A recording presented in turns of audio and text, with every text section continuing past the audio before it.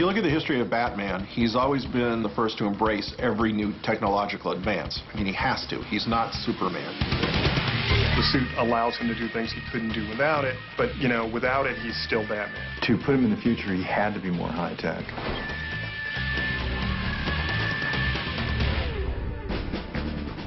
We wanted it to look in such a way that, you know, within a half a second of looking at it, that you would immediately go, oh, okay, that's Batman. The idea was to build upon the old one. What was sort of sleek, dark, and scary, black cape, black mask, ears, things like that had to sort of remain. We didn't want him to look just like Bruce Wayne with a bunch of junk on him.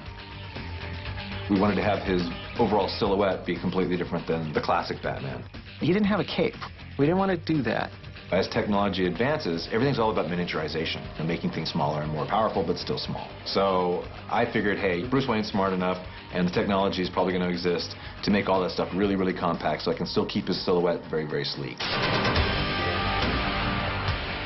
The idea was to make him even more frightening, less man and more bat. Early on, came up with the idea of putting him like pretty much head to toe in black with red accents. The red bat on his chest, really violent contrast with the darkness of his costume. So there was almost this sense of blood on his chest, which kind of gave him a frightening vampire-like image. It's very Dracula, which has always been a part of the Batman mystique to me.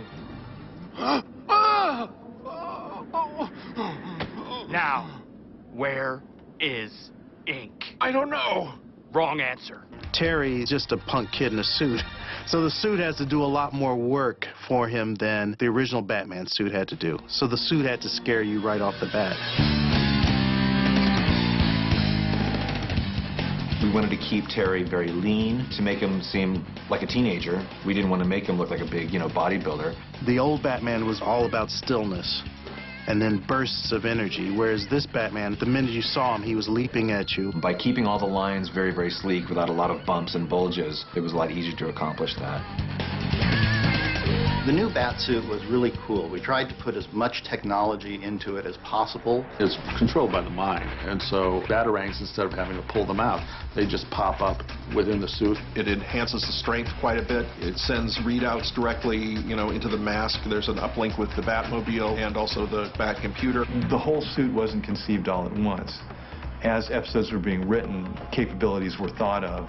One of the major things that the suit provided for us that the old Batman show never had was that he could fly in short bursts. His flying capabilities were going to have to be limited, sort of gliding and quick spurts and things like that. We didn't want to push it too far. But given that many of Terry's enemies could fly, it just sort of evened things up a little bit. This automatically made him different from Batman, who kept using his grappling hooks and gouging the buildings of Gotham City. Having the technology now in the suit in the future, he could do things with his vision, seeing in the dark, magnification, and he also had things like out of his fingertips where he could actually hear things through glass because, you know, he needs to spy. It really does allow Batman to be 200% more efficient than he was before.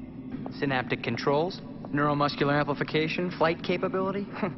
This thing might be old, but it's still cutting edge. The tricky part about making the suit was that if it gets too suity, it's no longer Batman. This is something that is really designed to be kind of a second skin and more of a full-body version of the utility belt than a war suit. I don't think you have to worry about the suit making him all-powerful just because his villains were so incredibly powerful. He was always outgunned. He never won because the suit was better than the bad guy's suit. There's always that temptation when you're doing a futuristic show to kind of predict where technology is going to go and how it's going to change society. Things that we thought were going to be a long ways away are here right now. You know, we thought that the comlink was really futuristic stuff. The way he would actually tap his ear, the sort of Bluetooth type cell phone thing, was actually not in existence at that time.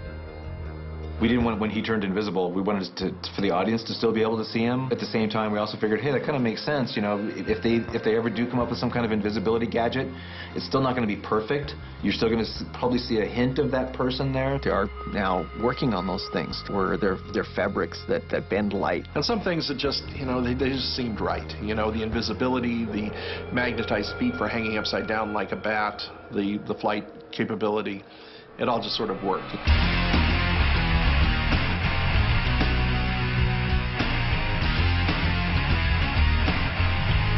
This is not the Batman of today. This is the Batman just slightly into the future. We didn't want to make him so overpowered that the suit defines what he is. He still has to have a personality within that suit. And that was something that we certainly wanted to keep all the way through to the end. It was about why he was a hero and why he was his own man. It really didn't have anything to do with the suit. It's only the suit that's out of commission, not Batman.